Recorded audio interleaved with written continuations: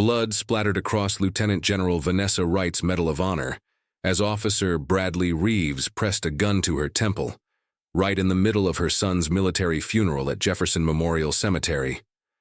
Cameras snapped. Flashes lit the air.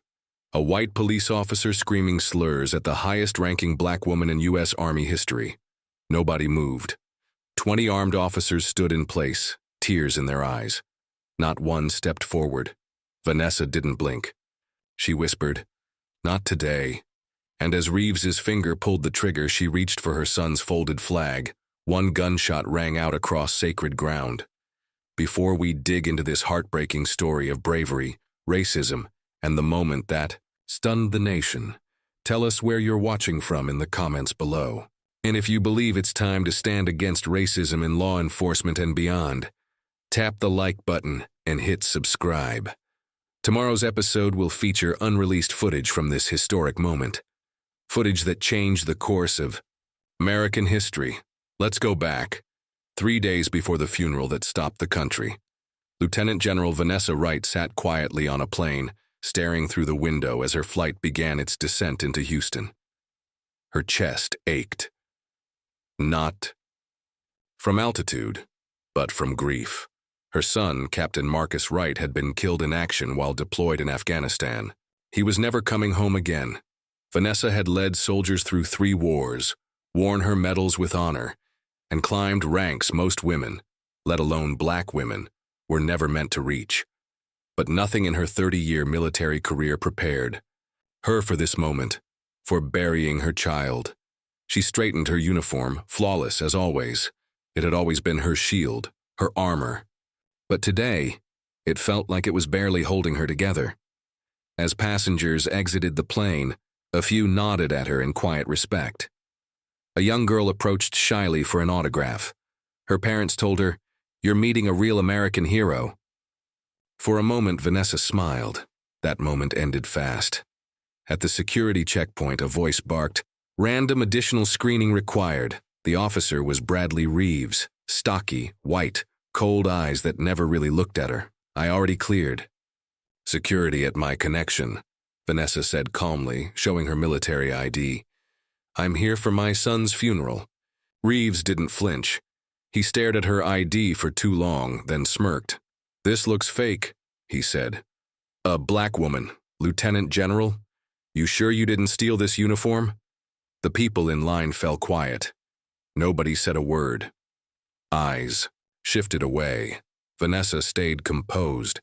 She had faced racism before, but this, it cut deeper. "Officer," she said, "I've earned every medal on this jacket.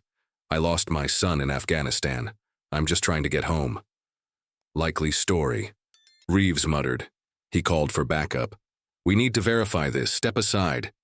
What should have been a 5-minute screening turned into 2 humiliating hours. He made her take off her decorated jacket. He questioned every line of every document. He kept repeating the same phrase, "stolen valor," over and over.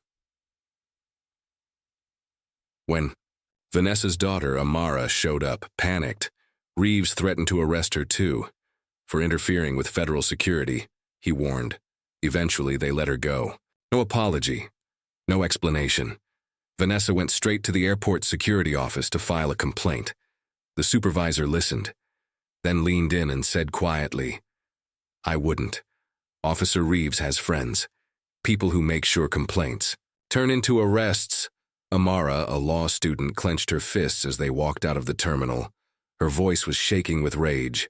"Mom, we need to fight this. This is wrong. You didn't just serve this country. You protected it. You bled for it. And now they treat you like you don't belong here?" Vanessa didn't answer right away. She looked out at the parking lot, at the country she had given everything to, and the country that had just reminded her again that being black in uniform still wasn't enough. She placed her hand over her heart, where her medal had just rested, and whispered mostly to herself, "This time they picked the wrong one." Vanessa placed a gentle hand on Amara's arm. "Right now, our focus is Marcus," she said softly. "We honor your brother. That's what matters most." What Vanessa didn't know, what she couldn't have known, was that Officer Bradley Reeves was still watching. As she walked away, he pulled out his personal phone and made a quiet call. "She's here," he said. "Target confirmed." The voice on the other end answered coldly. "Good work. The gatekeepers send their regards." Vanessa hadn't just faced one racist officer at the airport. She had unknowingly crossed paths with something much darker. A secretive group determined to keep black service members in their place. And they had been waiting for her. The Wright family home in Houston's 3rd Ward was more than a house. It was a living tribute to black excellence in military service. The walls held 3 generations of family in uniform. Medals, plaques, framed commendations, evidence of a family that had answered this country's call over and over, even when that same country refused to see their full humanity. As family and fellow soldiers gathered the day before Marcus's funeral, Vanessa found herself alone in her old bedroom. The space had barely changed. It still carried the warmth of childhood, and the echoes of dreams formed long before she wore stars on her shoulders. And for the first time since she received the call about Marcus, she cried. A quiet knock at the door pulled her from her grief. Her father, Calvin Wright, stepped inside, leaning on his cane. At 78, the Vietnam vet still stood tall. Even as age wore down his body, the soldier in him had never faded. "They said it was enemy fire," Calvin said flatly. "But I don't buy it." Vanessa wiped her tears. "Dad, what are you saying?" Calvin didn't hesitate. "That report was doctored." He reached into his pocket and pulled out an envelope. "This came for you 2 days ago. I almost opened it myself." Inside was a thumb drive and a folded note written in Marcus's unmistakable handwriting. "If anything happens to me, give this to Mom. Trust no one in uniform but her." Vanessa's fingers shook as she inserted the drive into her laptop. What she found were dozens of carefully organized files, reports, photos, statements, each one painting a troubling picture. Black service members returning to Houston had been targeted, systematically. Some were falsely arrested, others lost jobs without reason. A few were assaulted. And at the center of it all, a group of police officers calling themselves the Gatekeepers. Marcus had been digging deep. "He told me something felt off," Calvin said, watching her scan through the files. "He said black veterans were being set up, followed, threatened. He started collecting their stories." Vanessa kept clicking. Then she stopped. Her breath caught. A grainy photo filled the screen. Officer Bradley Reeves, the same man who humiliated her at the airport, standing shoulder to shoulder with other officers at what looked like a private meeting. He showed up in several photos. Another folder, labeled Command Structure, held redacted personnel files, proof that the gatekeepers had access to confidential records. They weren't acting alone. A quiet knock broke the silence. Amara opened the door, and behind her stood a young man, nervous, watchful. A police badge hung from his belt. "Mom," Amara said, "this is Officer James Chen. He worked with Marcus." Chen stepped inside, his voice low and urgent. "Captain Wright reached out to me 6 months ago. One of his friends, a black Navy commander, was beaten nearly to death during a routine traffic stop. The department called it resisting. Arrest," he added bitterly. "But Marcus knew it was more than that. He saw a pattern." Chen held out his badge. "He asked me to help document it, to back up the stories with proof. But he warned me. These people, they have reach." I had to stay quiet until the right moment. Vanessa looked at Chen, then at her daughter, and then back at the laptop screen glowing with the truth her son had died trying to expose. And in that moment, grief turned into resolve. "I've been collecting proof from the inside," Officer Chen said quietly. "But it's risky. The gatekeepers have people everywhere, police departments, courthouses, even military offices." Vanessa's grief faded for a moment, replaced by sharp focus. "What are you telling me, Officer Chen?" He lowered his voice further. "Your son found out that the gatekeepers were going after black military members on purpose. To them, black success in the armed forces is a threat to their version of order." Marcus was close to identifying who was behind it. But how does that explain what happened to him overseas? Amara asked, her voice tight. Chen's face darkened. Captain Wright's last message to me hinted that someone arranged for his unit to be placed in a vulnerable location. He believed his deployment was altered to make sure he'd be in danger. Vanessa turned to the final folder on the thumb drive. It was labeled Pentagon Connections. Inside, she found emails and internal memos showing someone with clearance had changed Marcus's orders after receiving messages from someone in Houston. The truth hit her like a wave. Marcus hadn't just died in combat. He'd been placed in harm's way on purpose. Her heart ached, but her military instincts kicked in. We need to lock this down, back it up, spread it. And now, to everyone watching, would you risk everything to speak up, even if it meant losing your job, your safety, or your freedom? Comment number 1. If you believe people like Officer Chen deserve protection. Comment number 2 if you think loyalty to fellow officers should always come first. And hit that subscribe button if you're ready to see justice served, because this is only the beginning. What are the gatekeepers planning next? And how deep does this cover-up go? At Houston Police Headquarters, the building looked like any other public service center. Flags, posters about equality, officers smiling for photo ops. But behind locked doors and in quiet private spaces, a different truth lived. The gatekeepers worked in the shadows, protected by silence. That night, in the wood-paneled back room of Lyndon's Bar and Grill, a popular after-hours spot for cops, Officer Bradley Reeves leaned back in his chair, a cigar resting in one hand. 6 other men sat with him, all seasoned officers with at least 15 years on the force. The room was thick with smoke, whiskey, and shared secrets. Then Chief Robert Gaines walked in. At 60, Gaines wore the mask of a progressive police leader. On camera, he spoke of reform. Off camera, he worked hard to make sure nothing really changed. He dropped a few photos on the table. Lieutenant General Vanessa Wright stared up from them, smiling in her official portrait, focused in a few recent surveillance shots. She didn't back down after what happened at the airport, Gaines said. She's making calls. DC is listening. Reeves leaned forward with a smirk. Let me take care of it, Chief. We've handled loud soldiers before. This isn't just any soldier, Gaines warned. She's got medals, real power. She's already got the president's attention. And worst of all, she's Marcus Wright's mother. The room went still. That name wasn't welcome among them anymore. Not since his reports started spreading. Not since his files started turning heads. She'll be at Jefferson Memorial tomorrow, Gaines said. The funeral, that's our window, a moment to remind her who's really in charge. But it has to look clean. No blood.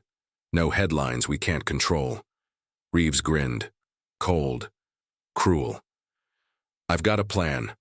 Just give me the cemetery detail.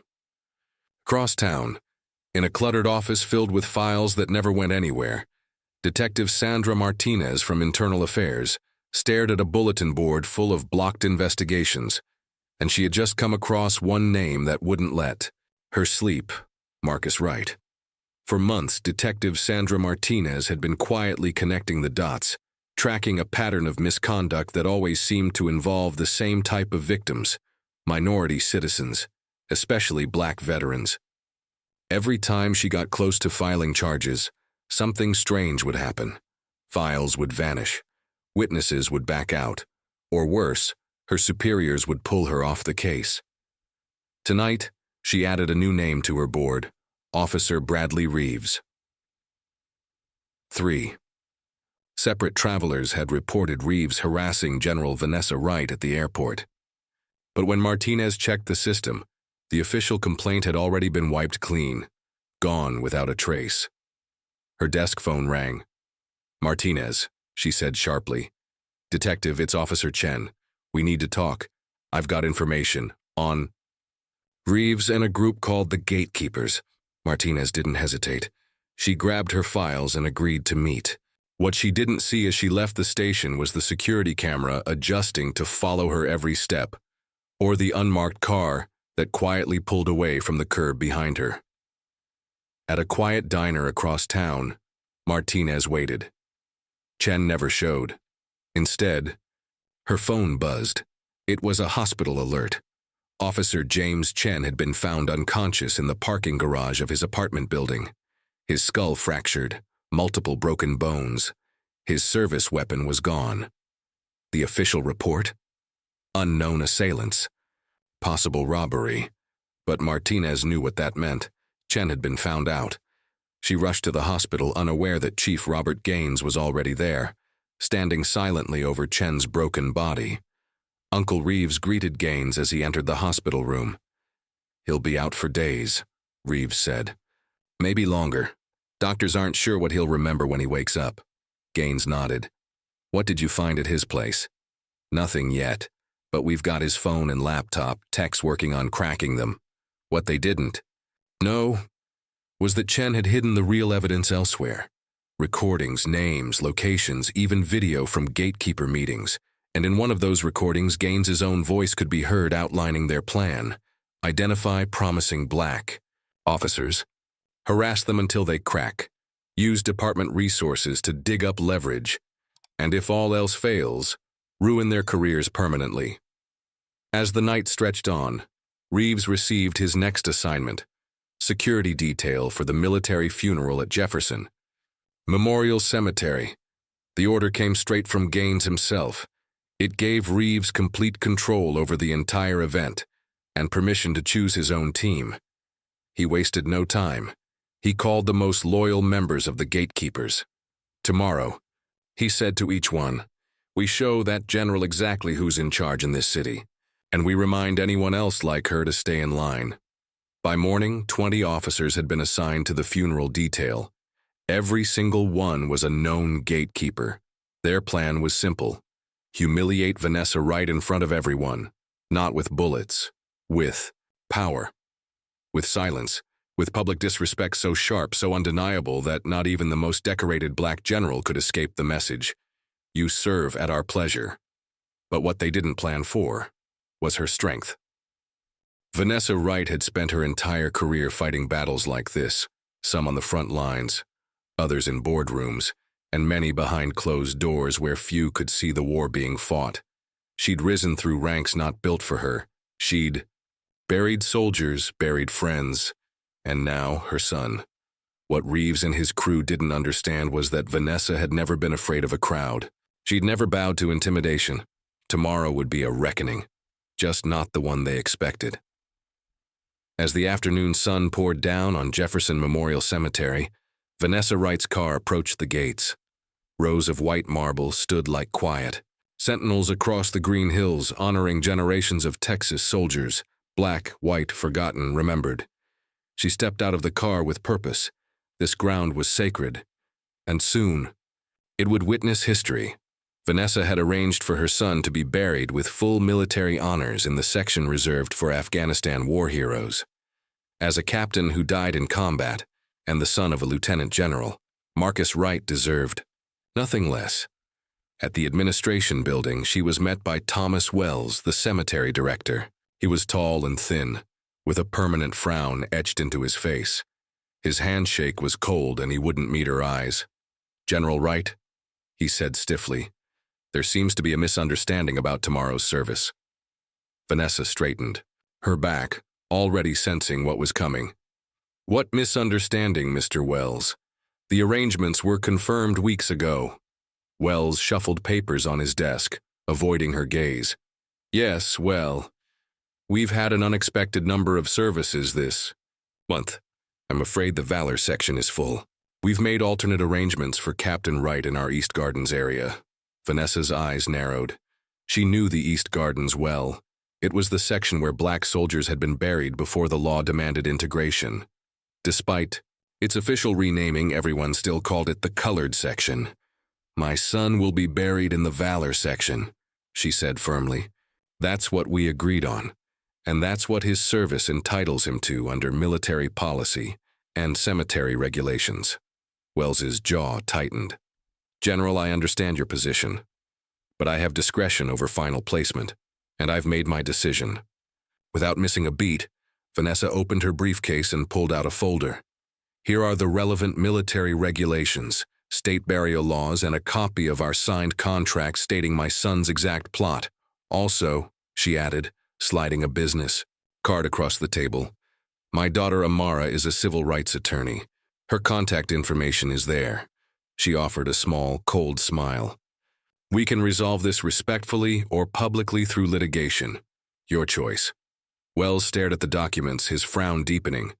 But before he could say anything, a voice came from the doorway. Tom, you know this isn't right, eh? Middle-aged man in a groundskeeper's uniform stepped inside, his face lined with grief. Not now, Mike, Wells said, clearly irritated. But the man walked in anyway. General Wright, I'm sorry to interrupt. My name is Michael Saunders. My son served with yours. Vanessa's eyes softened. You're Sergeant David Saunders' father. Marcus wrote about him often. Michael nodded, his voice catching. David died 3 weeks before Marcus. Same region. They were more than friends. They were brothers. He turned to Wells. Tom, show her the photograph. Reluctantly, Wells opened a drawer and pulled out a framed photo. 2 young soldiers, one black, one white, stood side by side in full combat gear, dusty, sweaty, smiling, arms slung over each other's shoulders. Marcus and David, Michael said, his voice barely above a whisper. This was taken 2 days before the ambush. Wells stared at the photo for a long time. Then, quietly, he placed it on the desk. My son always spoke highly of Captain Wright, he said. I didn't know. He cleared his throat and looked at Vanessa with a different kind of gaze. General, I apologize for the confusion. Of course, Captain Wright will be buried in the Valor section, just as arranged. I'll personally see to it. Wells turned and left to make the changes. Michael stayed behind. There's something else, he said softly. You should know. Lately there's been unusual activity here. Vanessa looked up. Police officers. They've been coming by, Michael said, asking questions about the service, requesting maps of the grounds. His voice dropped to a near whisper. Some of the officers, they were asking exactly where you'd be standing during the service. Michael's quiet warning confirmed what Vanessa already feared. The gatekeepers were planning something for her son's funeral. She thanked him, heart pounding, and turned to leave. Just then, a cemetery assistant rushed in with an envelope. This was just delivered for you, General Wright. Inside was a single sheet of paper, a crude sketch of a military funeral, a stick figure meant to represent her, drawn with a target right over the head. No words were written, none were needed. But what chilled Vanessa the most wasn't the tall drawing. It was the faint fingerprint on the edge of the paper, made with police-grade fingerprint ink. Back at her hotel that evening, Vanessa received a string of calls from Marcus's former unit. They had flown in for the funeral, but now said they were being followed from the airport. Some reported their hotel rooms had clearly been searched. Still, despite everything, Vanessa made one thing clear. The funeral would not be canceled. No threats would stop her from giving her son the honor he earned. That night, she sat in her hotel room alone, holding Marcus's framed service photo. She looked into his eyes, steady and brave even in a still image. I won't let them dishonor you, she whispered, whatever it takes. Do you believe some jobs, like police and military, should be held to stricter standards when it comes to racism? Comment 1 if you think harsher penalties are needed. Comment 2 if you think all people should be judged the same, regardless of profession. Like and subscribe if you believe in justice and want to see this story through. The morning of the funeral arrived. Dawn broke over Jefferson Memorial Cemetery in a soft golden glow. Rows of white gravestones caught the light, honoring generations of fallen heroes. By 7 a.m., military staff began their careful preparations for Captain Marcus Wright's service. The honor guard rehearsed every movement down to the inch. Groundskeepers checked the Valor section again and again to make sure the space was flawless. Lieutenant General Vanessa Wright arrived early. Her uniform was pristine. Her face was calm, dignified, but underneath it, grief and tension simmered just below the surface. As she walked the grounds, she spotted the discreet security cameras her daughter Amara had insisted on installing. Overnight, she also noticed Marcus's closest friends from his unit. They were here, dressed sharply, standing respectfully. A few of them were armed, just in case. By 9 a.m., mourners began arriving. Hundreds came to pay respects. Fellow soldiers, veterans, community leaders, and military brass. News vans parked at the edge of the cemetery. The funeral of a decorated black captain, the son of one of the highest-ranking black women in U.S. military history, had drawn national attention. But as the crowd grew, Vanessa noticed the police detail. Officer Bradley Reeves had returned with about 20 officers. They had set up checkpoints at every entrance to the cemetery, and it was clear their enforcement wasn't equal. White guests were waved through with barely a glance, but black mourners were stopped, bags searched, IDs checked, and questions asked. Some were even turned away. When a group of Marcus's black unit members tried to speak up, they were threatened with arrest. By 10 a.m., when the funeral was set to begin, the damage was already done. The mourners had been separated. White guests were seated near the grave. Black attendees were herded behind barriers far from the site, many unable to even hear the ceremony. The event had been segregated. Vanessa stood still, eyes locked on the burial ground ahead. She knew what this was. Not just disrespect, but an intentional message. One meant to silence, humiliate, and control. But they didn't know her, and they had no idea what was coming next. Vanessa stood still, watching the cruel setup unfold before her. The segregation, the humiliation.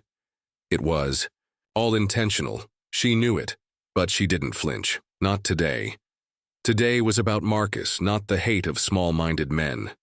She stepped forward with quiet grace, standing beside her father, Calvin, and daughter, Amara. The cameras rolled, but she didn't notice them. Her focus was on one thing, honoring her son. The ceremony began, crisp and exact, the way military services always are. The chaplain spoke about service and sacrifice. Fellow officers shared heartfelt stories about Marcus, his kindness, his strength, and his leadership. Vanessa sat tall and still through it all, the image of dignity, even as her eyes caught the movement of police around the edges, still trying to intimidate. When it was her turn to speak, she rose slowly and walked to the podium. Every step deliberate, every breath controlled. Cameras followed her as she took her place before the casket covered in the American flag. "My son," she began, voice steady even with her heartbreak, "believed in an America worth fighting for, worth dying for, a country that could rise to meet its highest ideals, freedom, justice, equality for all."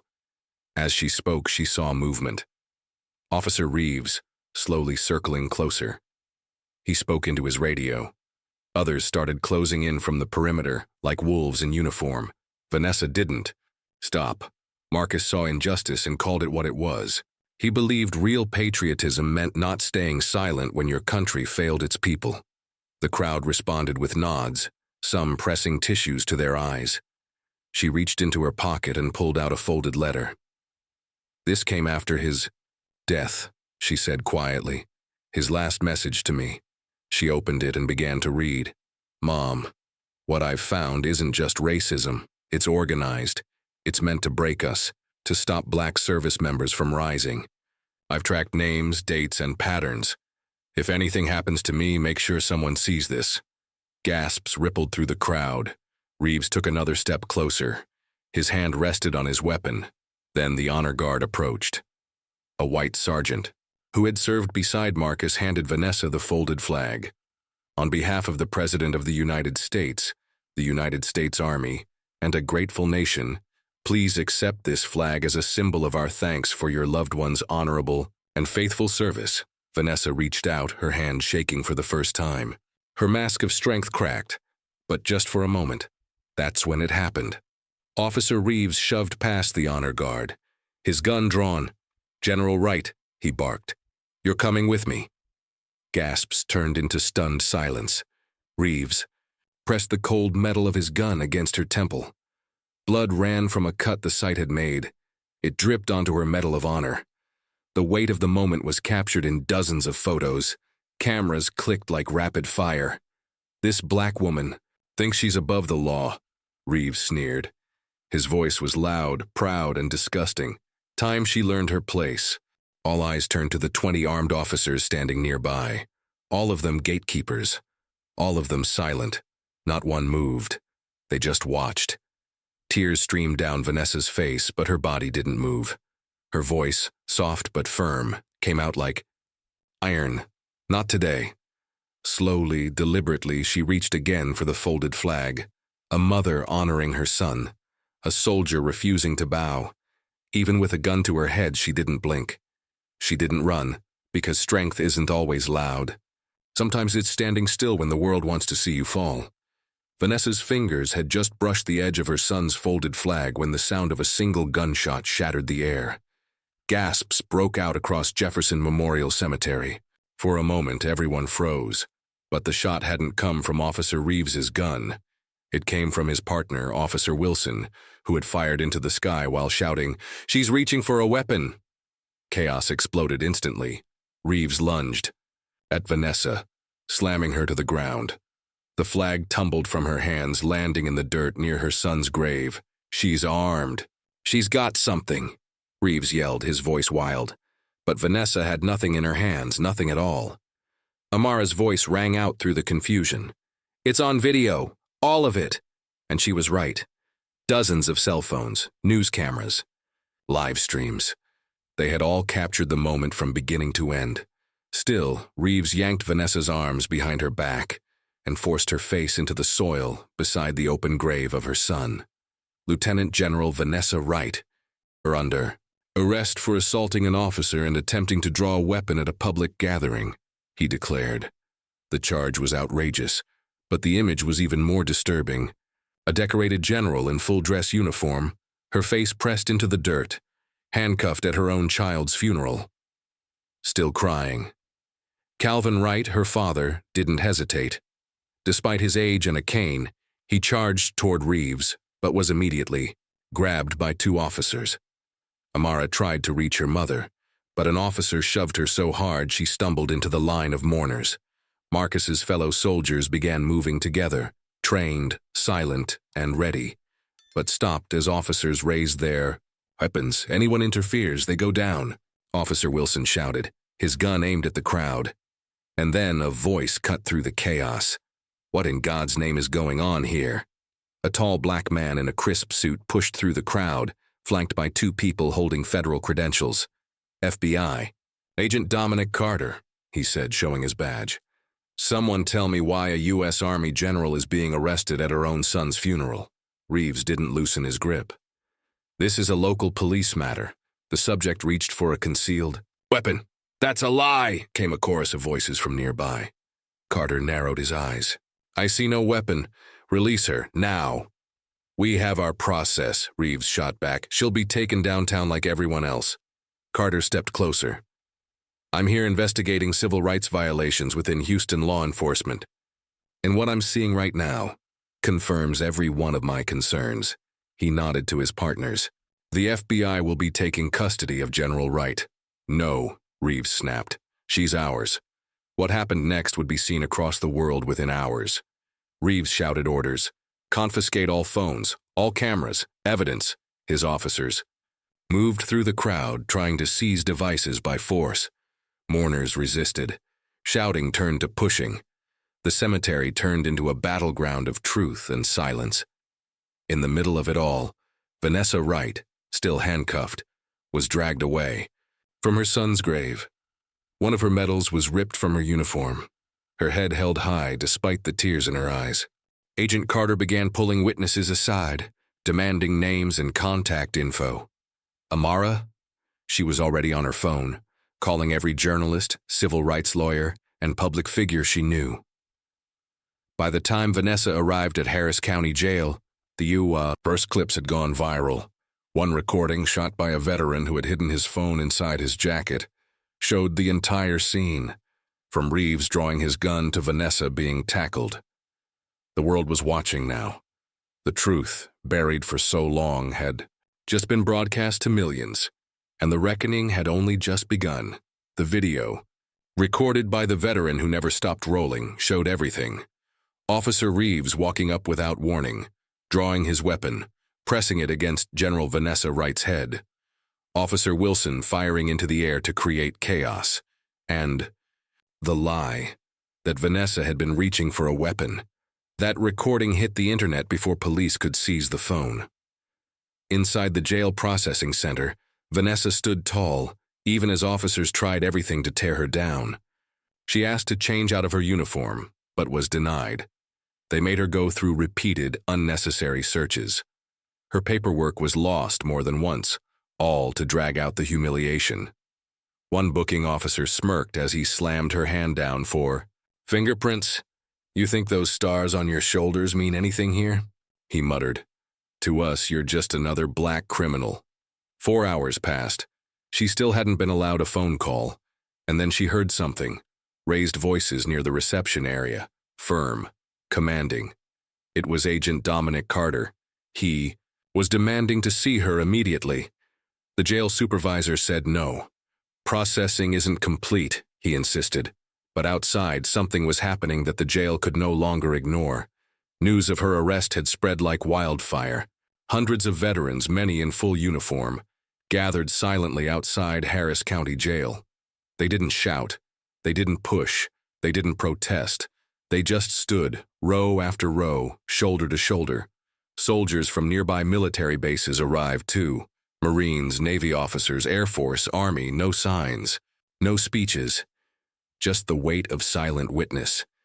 Inside her cold cell, Vanessa finally realized what this was really about. This wasn't only an attempt to silence her.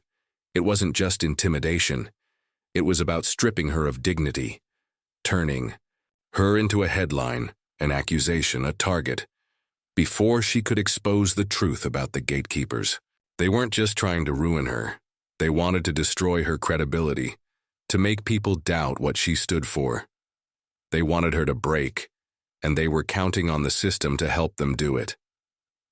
What would you do if you saw someone like General Wright being mistreated by police? Comment 1 if you'd record the moment to protect the truth. Comment 2 if you'd step in to stop it with your own voice. And hit subscribe if you're ready to see this system face a reckoning. In tomorrow's episode, you'll witness what happens when the gatekeepers come face to face with the one woman they underestimated most. But back at the jail, things were only getting worse. Vanessa sat on a metal bench inside a harsh concrete cell. Fluorescent lights buzzed overhead. Her uniform, once a symbol of honor, was now dirty. The cut near her temple throbbed, untreated. She hadn't received medical care or even a chance to make a single phone call. The heavy steel door creaked. A corrections officer stepped inside. Her badge read Jackson. She didn't look Vanessa in the eye. Her movements were stiff, like she was caught between duty and conscience. "General Wright," she said quietly. "You're being transferred to general population." Vanessa rose, her posture still perfect, her strength still intact. "Officer." "Jackson," she said calmly, "my rights have been violated since the moment I arrived. I'm entitled to a phone call, medical assistance, and legal representation." Jackson glanced at the security camera on the wall. "The judge has denied bail. You're classified as a high-level security risk," she said, her voice lower now. The name hit Vanessa like a jolt. Judge William Hartman.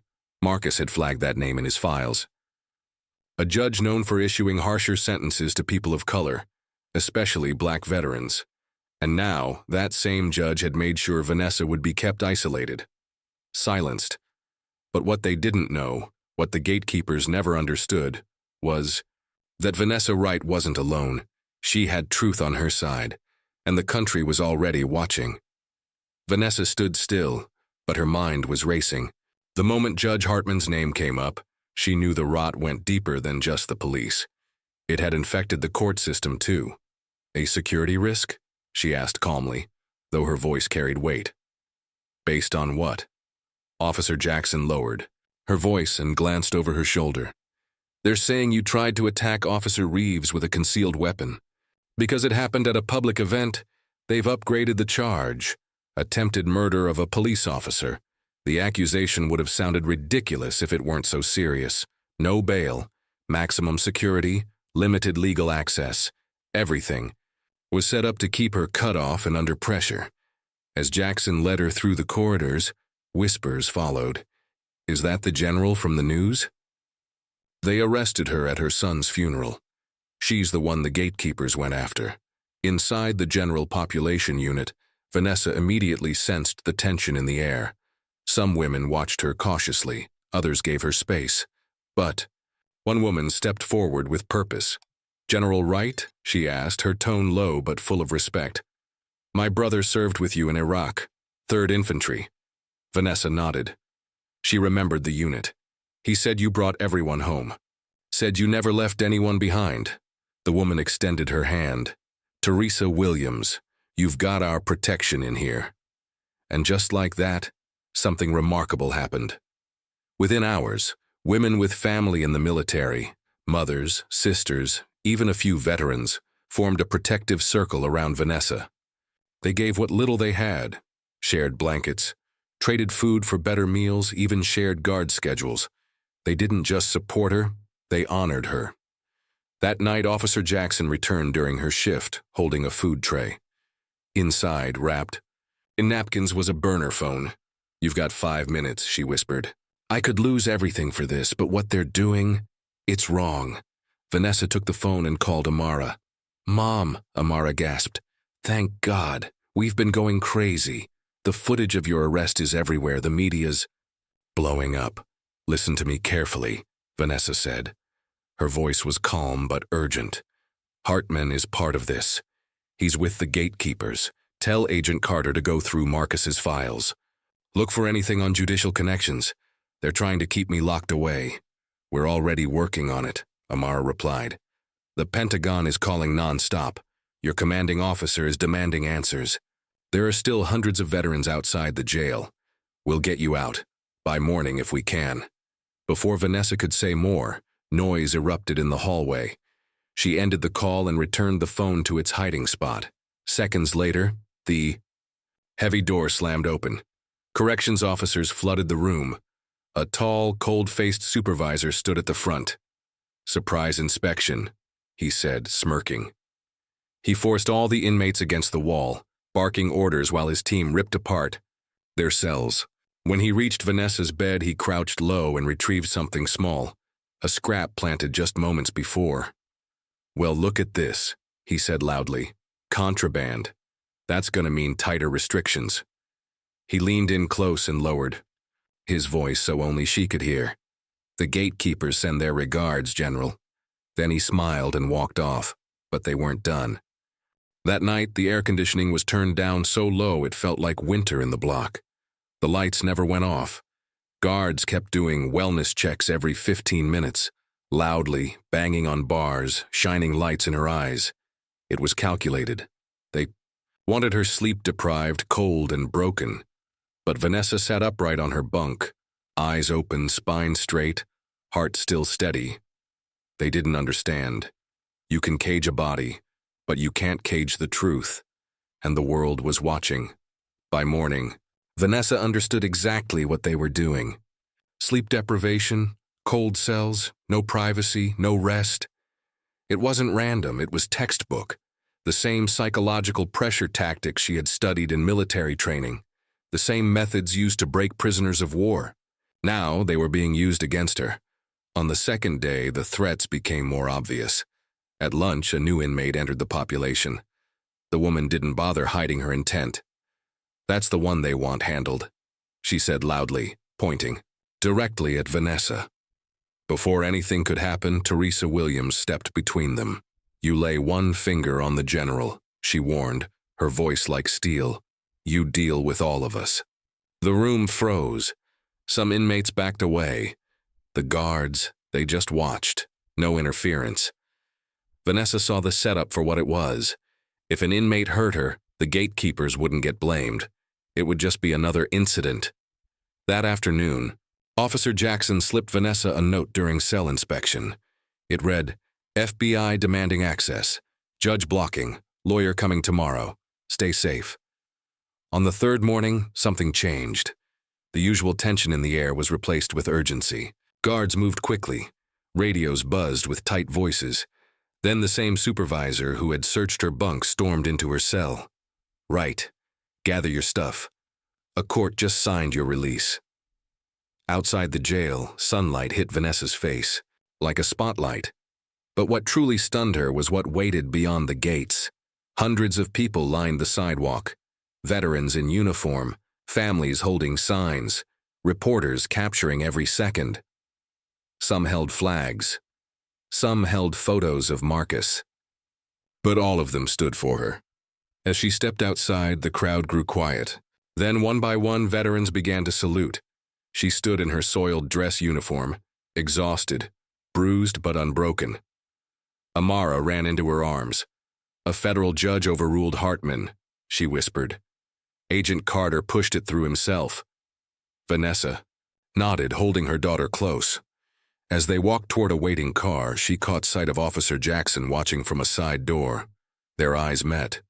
No words were needed. Even in a broken system, some hearts still beat with honor. Vanessa had survived the gatekeepers' plan to destroy her spirit.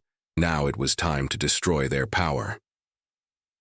That afternoon, the front steps of the federal courthouse in downtown Houston became the stage. Lieutenant General Vanessa Wright had changed into a clean uniform. Her medals shined again, back where they belonged. And beside her stood a crowd that reflected the very country Marcus had died for. Diverse, proud, and ready to fight for what was right. Veterans stood shoulder to shoulder with civil rights leaders, military moms and dads, black families, white families, brown, all outraged by what they had seen in those viral videos. Amara stepped up to the microphones first. Her voice was calm, her words precise. She was her mother's daughter. "This wasn't just an attack on my mother," she said. "It was an attack on the values she spent her life defending.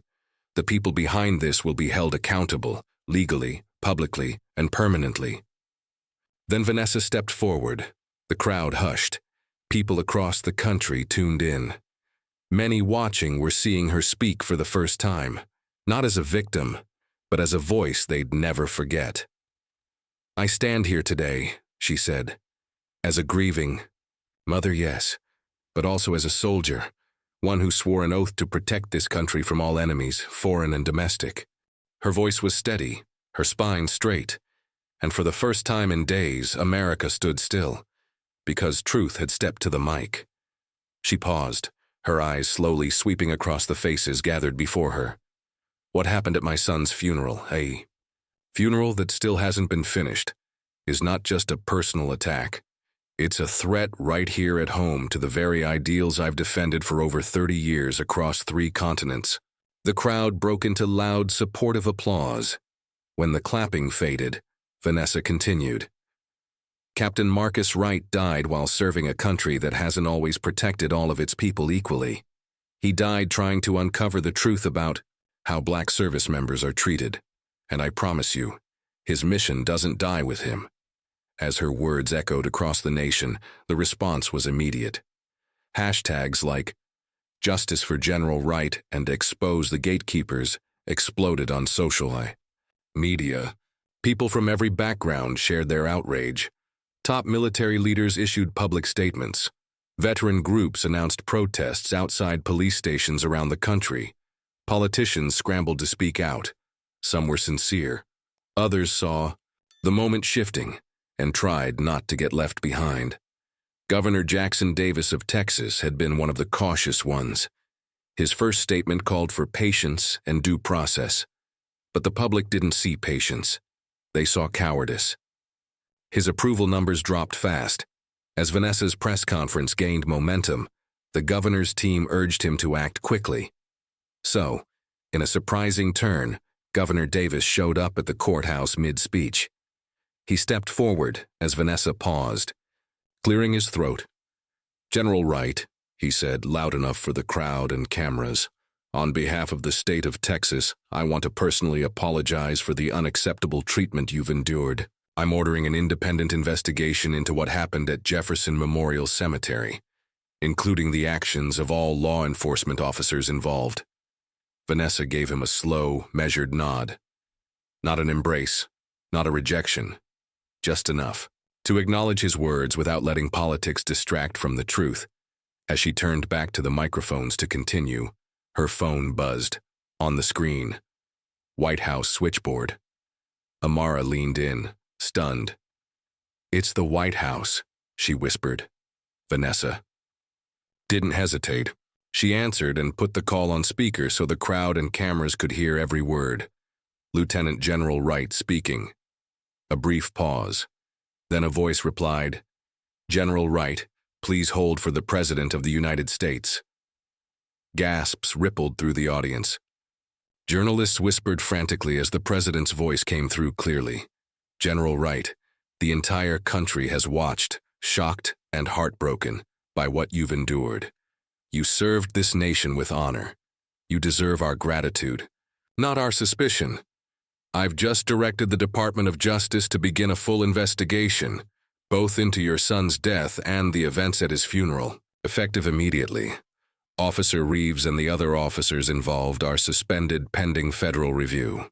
He continued, "If it's your wish, we will complete Captain Wright's funeral with full military honors at Arlington National Cemetery.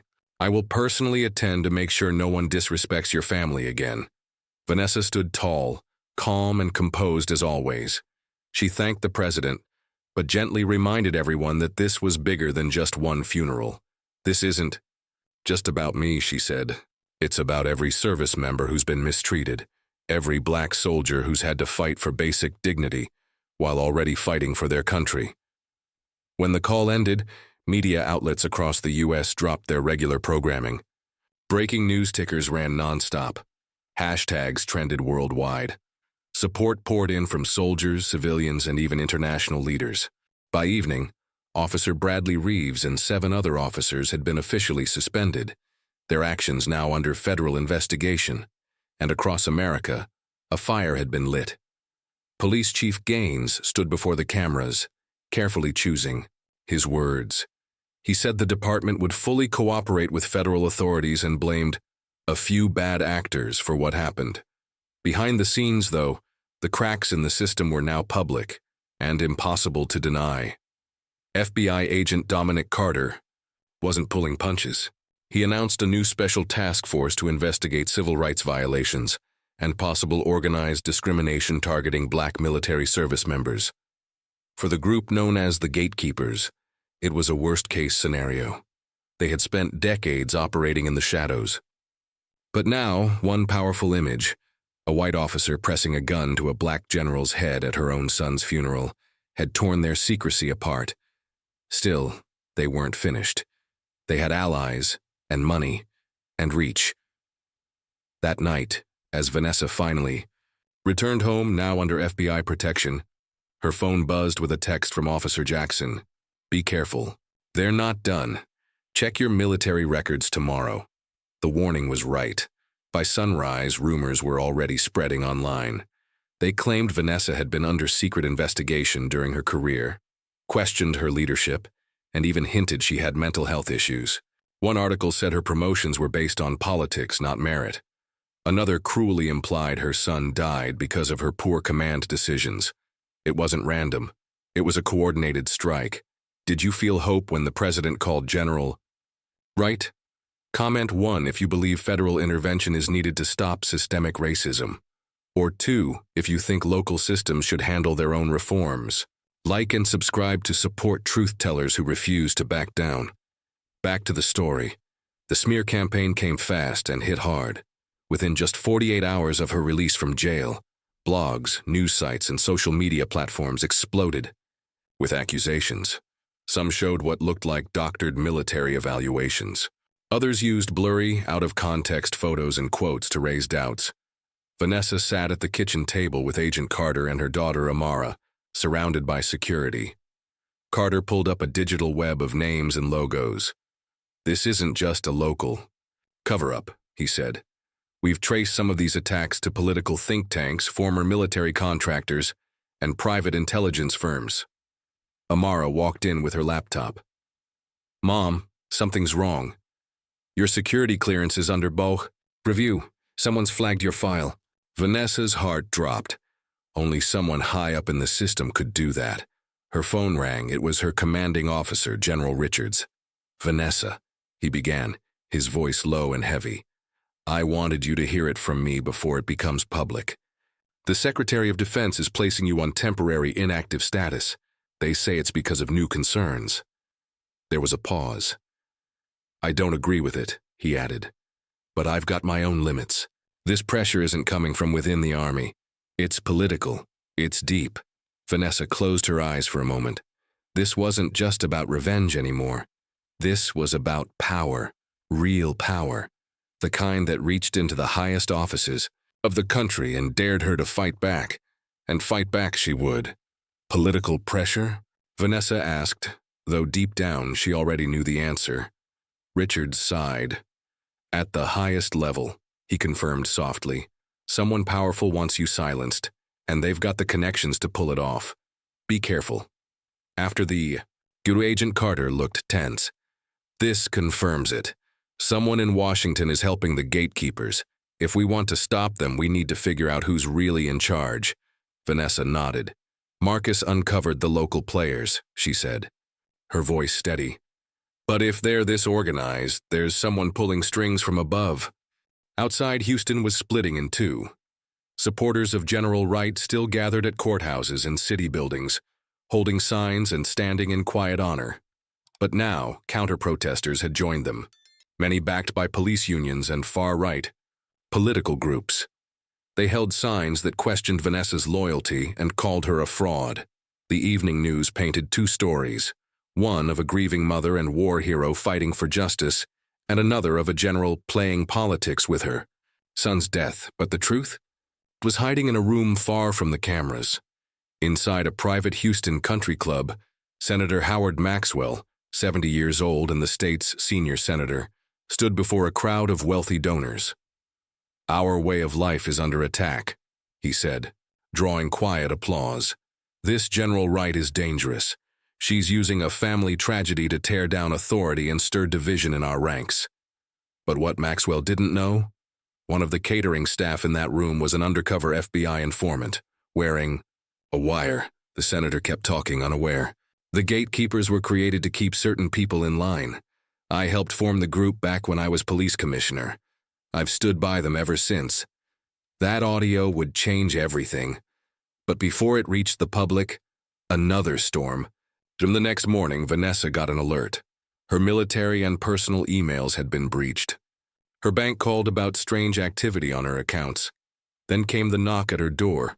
A group of FBI agents stood outside. This time, not from Agent Carter's Civil Rights Division. They were from the Counterterrorism Unit.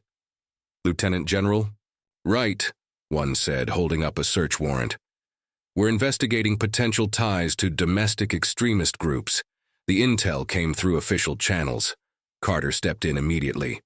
This is fake. My team has been monitoring her. Case, someone planted this. The lead agent looked uneasy, but his hands were tied. Our orders came from D.C. We have to proceed. For 6 long hours, agents tore through Vanessa's home, taking laptops, phones, files, even Marcus's personal effects. They left without arrests. But they didn't need to take her in. The real message was already clear. The gatekeepers had power, enough to weaponize the very agencies that were supposed to protect her. News helicopters had captured footage of the raid. Within minutes, it was on every channel. Commentators speculated about possible extremist links, twisting the truth into scandal. The next wave of isolation came fast. Vanessa's military colleagues stopped calling. Media outlets canceled interviews. Lawmakers who once voiced support now gave vague answers about waiting for the facts. Even the White House backed away. The press secretary, once praising Vanessa's bravery, now claimed the president's call had been a standard courtesy, not an endorsement of her claims. Everything happening around her, it wasn't random. It was strategy, classic counterintelligence. Break the truth teller before the truth breaks the system. Discredit, isolate, destroy the threat. That was the gatekeeper's playbook. But what they didn't count on was Vanessa Wright. She had spent her entire life pushing through walls others said she couldn't break. This wasn't her first battle with systems built to keep her down. That night, just as the pressure around her felt the heaviest, Vanessa got an unexpected knock at the door. Officer James Chen stepped inside, his face still marked with bruises from the brutal beating he'd survived. Beside him was Agent Carter. "General," Chen said, his voice rough from a healing jaw. "I've kept collecting evidence, even after the attack. And the gatekeepers made one big mistake."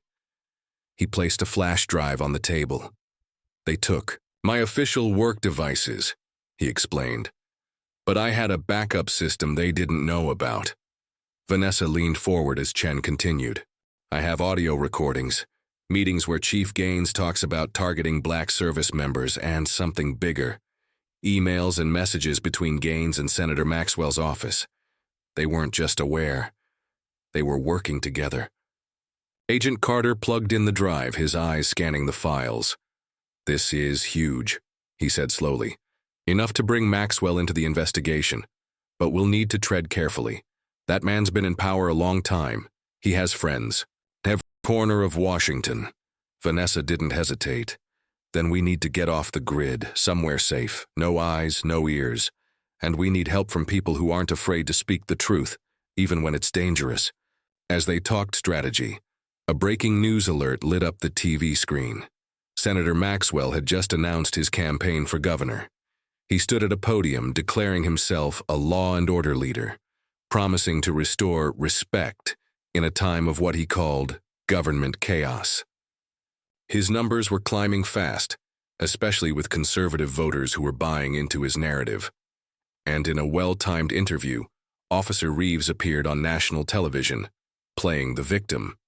He claimed he was just doing his job at the funeral and that he was now under attack by radicals. The story was being rewritten, again, but not by chance, by design. Maxwell's machine, polished and powerful, was spinning its version of the truth. But this time, it had met someone who didn't back down, Lieutenant General Vanessa Wright. She had spent her life standing tall in places that weren't built for her, and she wasn't about to stop now. They set up their new base in a quiet cabin near Lake Conroe, north of Houston. It was owned by a retired JAG officer who believed in Vanessa's mission. Nothing fancy, but safe. By midnight, the cabin was filled with unlikely allies, Agent Carter and a few FBI agents he trusted completely.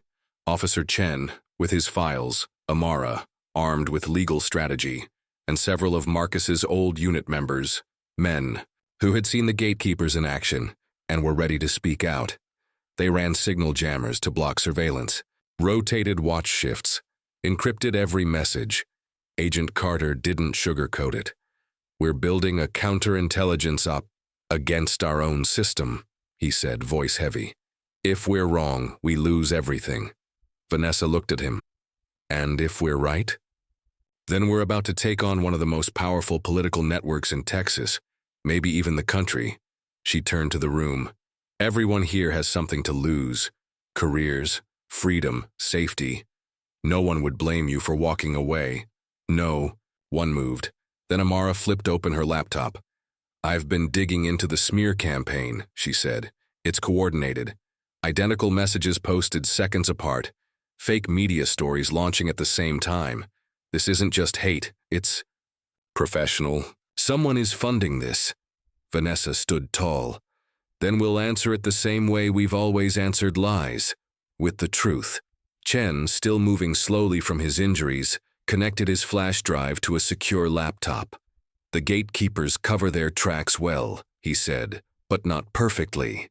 He explained that Chief Gaines sometimes held sensitive conversations in his office, unaware that Chen had managed to record them. The audio files were chilling. Gaines and Reeves were heard openly discussing how to pressure black officers in the E department. They even talked with military personnel officers about keeping tabs on rising black service members, labeling them for special attention. The most disturbing part? They referred to Senator Maxwell as their insurance policy in state government. But it didn't stop there. In one call, Maxwell and Gaines spoke directly about Vanessa. She's too visible, Maxwell warned. Her son was digging too deep. If she pushes this too far, everything we've built could fall apart. Vanessa didn't flinch. Her military instincts kicked in. We hit them from every side, she said. They built a strategy with 3 main fronts: legal action, public exposure, and evidence gathering. Amara would lead the legal filings, using the damning evidence they now had. Chen and Agent Carter would identify honest officers inside the system who were willing to testify. Marcus's fellow soldiers would quietly reach out to other veterans who had seen or lived through similar abuse. Vanessa chose the most dangerous job for herself, gathering direct evidence from Maxwell. He avoids saying anything incriminating on the record, she said. We need him off script. 3 days into the plan, help came from a surprising place. Governor Davis's chief of staff reached out to Amara through a secure channel. They arranged to meet at a roadside diner between Houston and Austin. There, the staffer revealed a personal twist. The governor's son, an Army lieutenant, just faced the same kind of racial profiling while returning home on leave. He leaned in.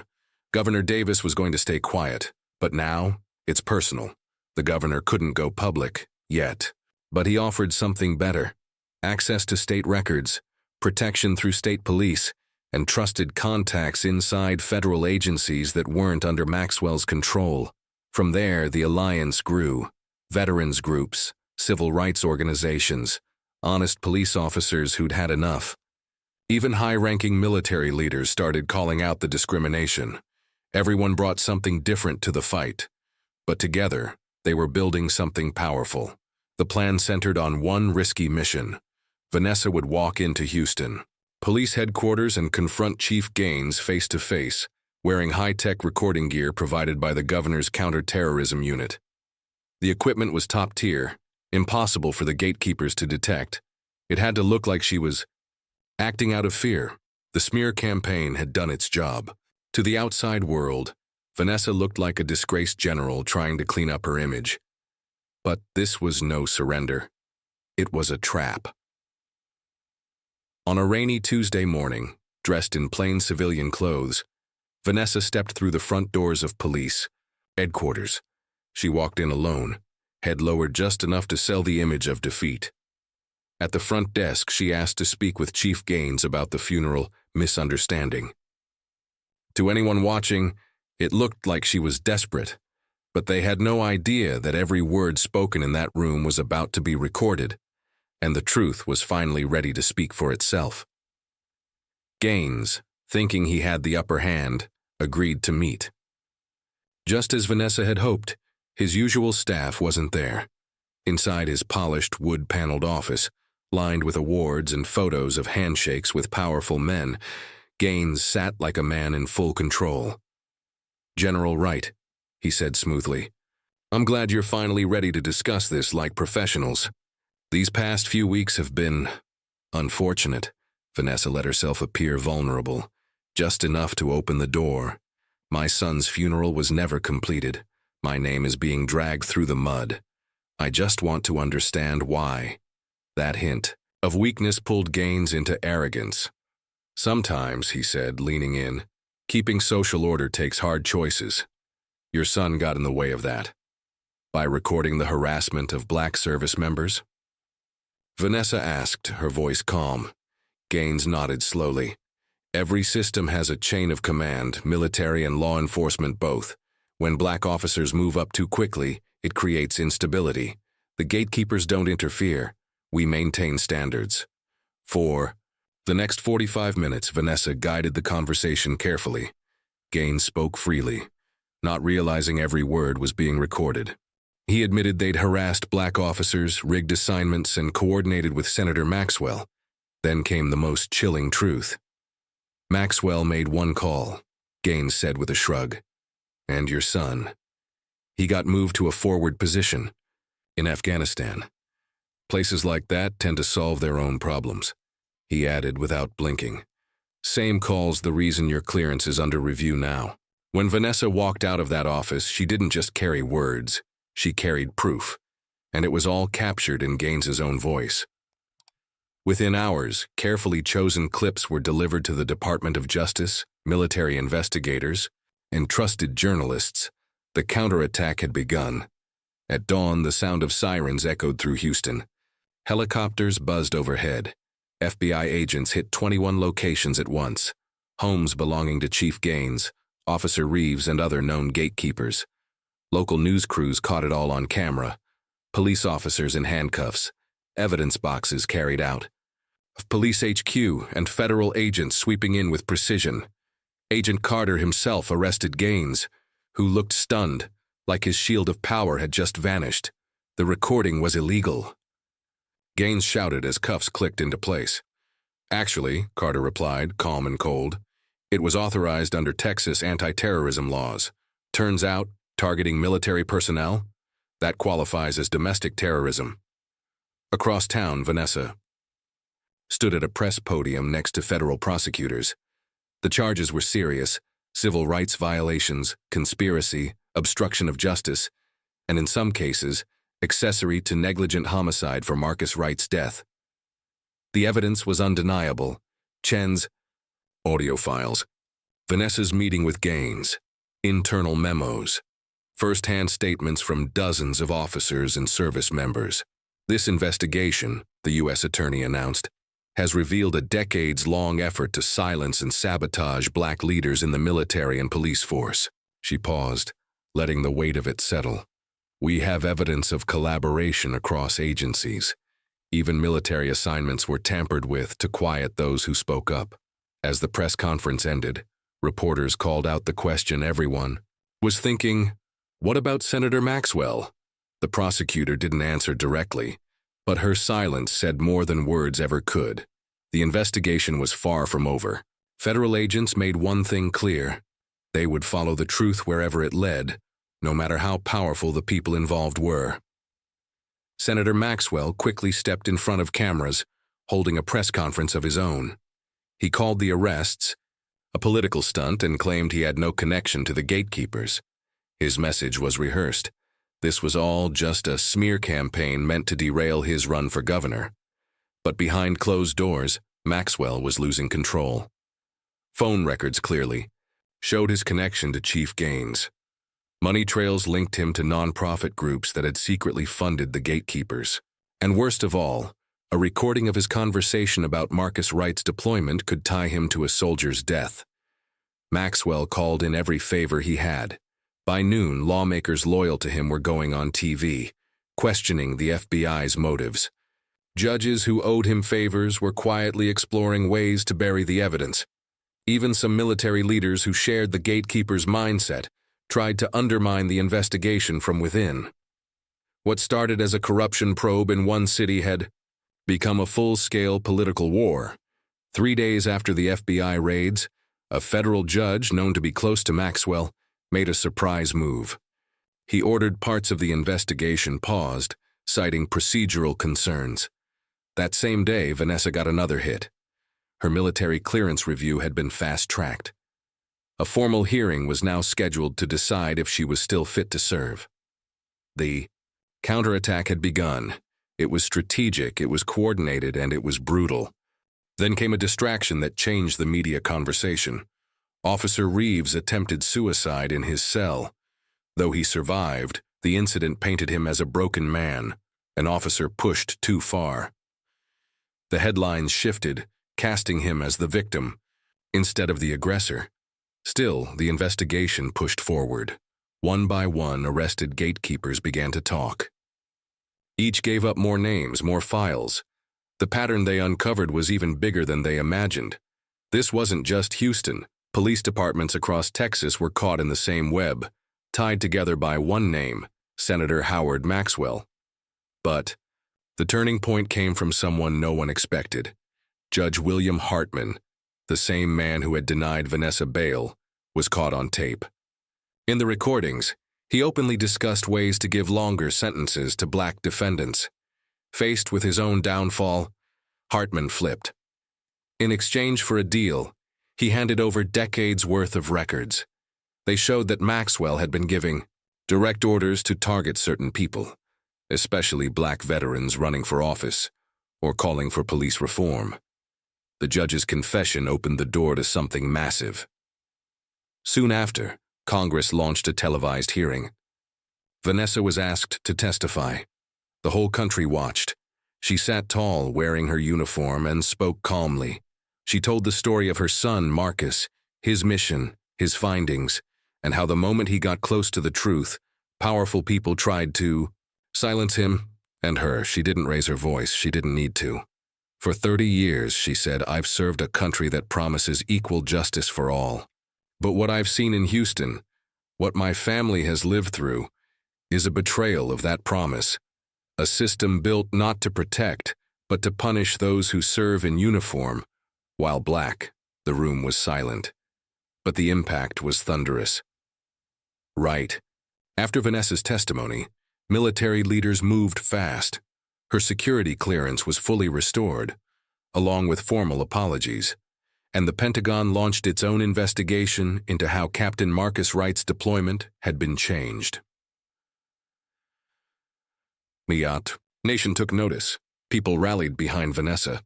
More victims across the country came forward with similar stories. Stories of bias, abuse, and silence. Officer Reeves, still recovering from his suicide attempt, was officially charged. Civil rights violations, assault, and false reporting. With his old allies turning their backs, he began talking to prosecutors. Meanwhile, Senator Maxwell tried to stand his ground, but he was crumbling. As evidence piled up, political allies backed away. His run for governor fell apart. Investigators uncovered shady finances, illegal donations, and misuse of campaign funds. The quiet empire he had spent a lifetime building was falling apart, and fast. What Maxwell never expected was that the force that would bring him down wasn't another politician or insider. It was the very person his system tried to silence, a black woman in uniform, who had spent her entire life refusing to be pushed aside. 1 year later, the same cemetery where everything began looked very different. Jefferson Memorial Cemetery had a new name, Heroes Memorial Cemetery, and on a quiet morning with sunlight catching the edge of white marble headstones, people gathered again, not in mourning, but in honor. This time, Marcus Wright's funeral would be completed properly, and, more than that, a new wall was being unveiled, a memorial dedicated to service members who had endured discrimination while wearing the uniform. Vanessa stood tall, now a full general, the added star on her shoulder glinting in the light. Her father Calvin stood beside her, her daughter Amara, and the allies who had fought beside them, Agent Carter, Officer Chen, now Lieutenant Chen, Governor Davis, dozens of veterans whose voices had helped uncover the truth. So much had changed in 1 year. Officer Reeves was now serving life in prison for civil rights violations, conspiracy, and his role in the harassment that led to Marcus's death. Chief Gaines had received 20 years. Many others took plea deals and told the truth about the gatekeepers. But the most powerful shift wasn't just about people, it was about systems. Houston police now operated under federal oversight, with sweeping changes in how officers are hired, promoted, and held accountable. Similar reviews were happening across Texas. Even the military had changed. New protections were now in place for service members reporting discrimination, giving them a direct path to speak out, even when their chains of command failed them. The ceremony continued, and the part of Marcus's funeral that had been stolen by violence was finally made whole. The honor guard presented the folded flag to Vanessa. She took it in her hands, tears shining in her eyes, but her head was high. Then Governor Davis stepped forward. At the podium, he signed the Marcus Wright Military Justice Act, a new law in Texas that would offer state-level protections to veterans and service members facing discrimination. This law, Governor Davis declared from the podium, makes one thing clear. If you serve this nation, you should never return home to face harassment or discrimination. Captain Marcus Wright's legacy will be one of justice and lasting change. As the crowd took in his words, a quiet stir rippled through the audience. An unexpected figure had arrived, Senator Howard Maxwell, still free on bail despite facing multiple indictments, walked slowly through the crowd. Cameras immediately turned to follow his every step. His political team had been fighting hard behind the scenes to save what was left of his reputation. This appearance wasn't just about honoring Marcus. It was a move, a calculated one. Maxwell was trying to show humility, maybe to sway public opinion, maybe even to influence jurors. With a practiced, solemn expression, he approached Vanessa, pausing as photographers raised their lenses. "General Wright," he said, extending his hand, "I wanted to offer my personal condolences and support for this meaningful legislation." The entire cemetery seemed to hold its breath. The woman who had exposed his network now stood face to face with its creator. Vanessa didn't take his hand. Instead, she calmly reached into the front pocket of her dress uniform and pulled out a small voice recorder. Her voice was steady, clear, cold. "Senator Maxwell," she said, holding the device out for all to see. "I believe you left this behind after visiting my son's unit in Afghanistan." Maxwell's face went pale. The confident mask slipped. Vanessa's voice rose slightly so that all could hear.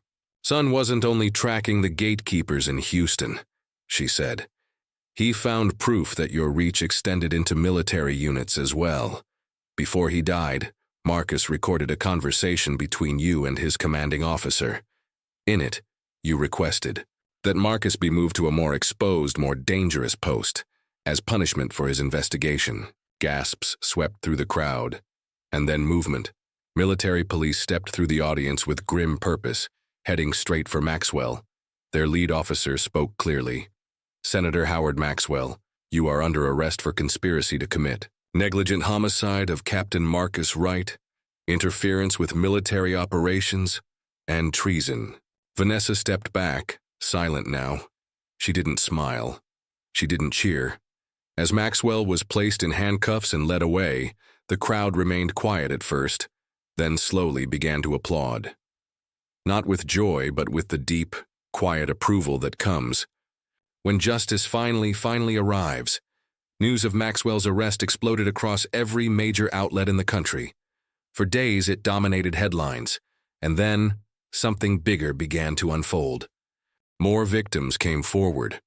From cities and bases across America, their stories echoed what had happened to Marcus and Vanessa, proving the gatekeepers had been more widespread than anyone knew. The investigation expanded. Federal agents began digging into police departments and court systems in multiple states, looking for the same patterns, looking for the same rot.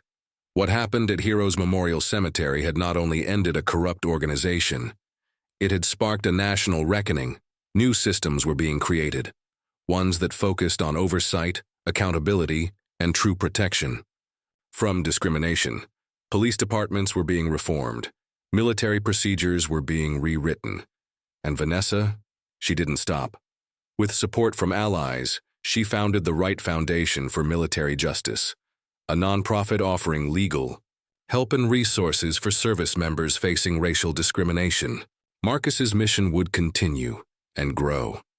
In her new role as a Pentagon advisor on military justice reform, General Vanessa Wright walked into the same buildings that had once tried to silence her and began changing them from the inside. She had lost her son, but she had not lost her voice, and with it she was making sure that no one else would have to suffer in silence again. The Foundation's first project was a powerful one. It helped Officer Chen take on a new role, leading Houston's brand new police integrity unit. This team, made up of younger officers dedicated to fairness, was the first of its kind in the city's history. It was a sign of real change. Later, that afternoon after the crowd had left, Vanessa stood alone at her son's grave. She gently placed her hand on the smooth marble headstone. "We finished what you started," she whispered. "The system that went after you is being taken apart, and because of you, others will be protected." A quiet breeze stirred the oak trees around her. Vanessa Wright, general, mother, and force for change, stood tall and gave one final salute. Her bow, journey, and Marcus's sacrifice had sparked a movement, one that would live on through new laws, better institutions, and a new generation of soldiers and officers inspired by their fight. The gatekeepers had tried to keep power by clinging to an old, broken system of hate and fear, but instead, they helped bring about something they never saw coming: real change. A movement toward the better nation America had always promised to be. General Vanessa Wright's story reminds us that racism doesn't only exist in the shadows, it can live inside the very institutions meant to serve and protect. But it also shows that courage, when combined with strategy, can bring even the most powerful systems to their knees. Vanessa didn't stand alone. She built smart alliances, she gathered proof, she leaned on her community, and they rose with. This story proves that corruption grows in silence, but it falls apart in the light. Vanessa turned grief into action. Her pain didn't stop her. It pushed her. She didn't just honor her son. She protected the future for others like him. And maybe most importantly, she showed the world what real patriotism looks like. It's not blind loyalty. It's demanding that our country live up to its highest values. It's asking more from the systems we trust. And it's standing firm when those systems fall short. The gatekeepers claimed they were keeping order, but what they really did was betray the very things they swore to defend. Vanessa never screamed. She never ran. She never gave in. She fought with grace, with grit, and with truth on her side, and in doing so, she proved something powerful. When good people refuse to be silent, justice becomes unstoppable. So now we ask you, what would you have done if you were in General Wright's shoes? Would you have risked it all to expose the truth? Or would fear have held you back? Drop a comment and tell us what you think. If you believe in standing up to injustice, hit that like button to support stories that uncover the truth. Subscribe for more powerful, real-life stories that spotlight courage, justice, and the fight for equality. And please, share this video with someone who needs to hear it. Someone who may not understand how deep systemic racism runs and how it can be broken when people choose to act. Thank you for joining us on this powerful journey. And remember, sometimes the smallest act of courage can change everything. Meseo. We all have the strength to do what's right, even when it's hard. May we all stand like General Wright, tall, steady, and unafraid, knowing that one voice can lead to a movement, and that movement can change a nation.